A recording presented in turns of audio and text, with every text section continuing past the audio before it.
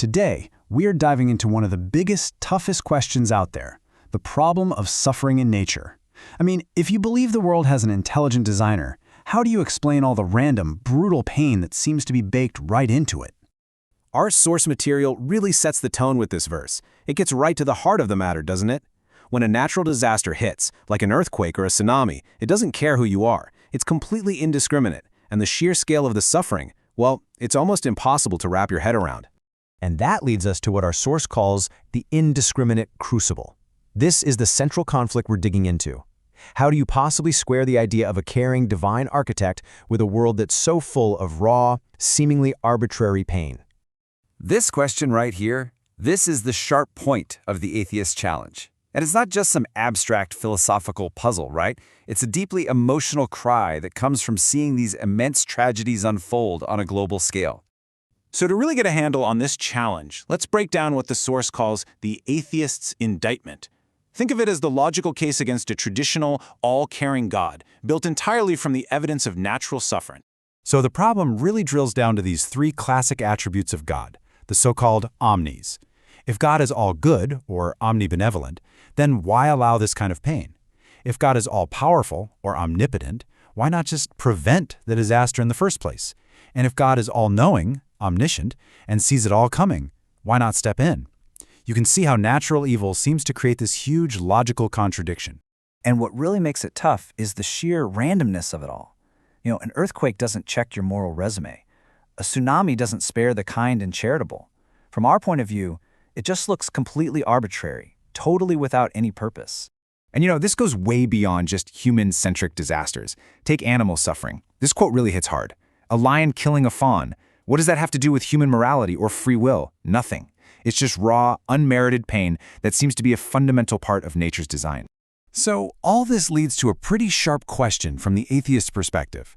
When someone says it's all part of a mysterious plan, is that just a way to rationalize something that doesn't make sense? From this viewpoint, it kind of feels like an excuse for what looks like a flawed design. Or maybe no designer at all. Okay, so now we're going to pivot. We're going to explore the Quranic perspective on this. And according to our source, it's not about offering a simple answer, but about completely reframing the entire problem. It all starts with this idea of a universe built in measure.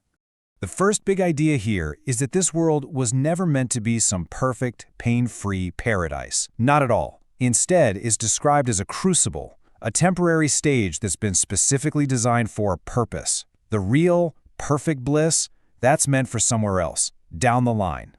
Now, to really understand this, we need to get familiar with a key concept, Qadar. This is the idea that everything in the universe, and I mean everything, including the laws of physics that cause an earthquake, operates with absolute divine precision and proportion. In this view, there are no accidents. Even a catastrophe is part of a fixed, purposeful design. And working hand in hand with that is another concept, Mizan, which means the balance. This is the idea that the entire universe, all of its ecosystems, are kept in a perfect, functional state of equilibrium. And this idea is absolutely crucial when we start to look again at things that seem cruel, like predators. This slide is fascinating because it puts the two viewpoints right next to each other. So where one person might look at nature and see total chaos and flaws, this framework sees precise order. That's Qadar. What one person calls arbitrary cruelty, this view calls functional balance. That's Mizan. A moral mistake versus a necessary piece of the puzzle. It's the exact same event, like the lion and the fawn, just seen through two completely different lenses. So let's go back to that fawn. In this framework, the lion's attack isn't a moral flaw in the system. It's actually a necessary cog in the whole machine. It keeps the entire ecosystem from collapsing. The source argues that without predators, other species would overpopulate, and that would lead to starvation and disease on a massive scale. So in a strange way, the predator becomes an instrument of mercy for the health of the entire ecosystem. So what's the ultimate point of all this? Well, from this perspective, the world, with all of its built-in difficulties, is designed to be a functional stress test, and it's specifically for humanity. Okay, so the logic of this test kind of breaks down into three parts. First, the premise, taken from the Quran, is that life and death were created to see who is best indeed. Second, the mechanism for this test is a world with built-in resistance, challenges, scarcity, suffering. And finally, the purpose of it all is to push us, to stimulate growth in our intellect, our compassion, our courage, and even our scientific curiosity. This verse from the Quran just nails the concept. The entire world, with all its beauty and all its harshness, is basically the interface for this test.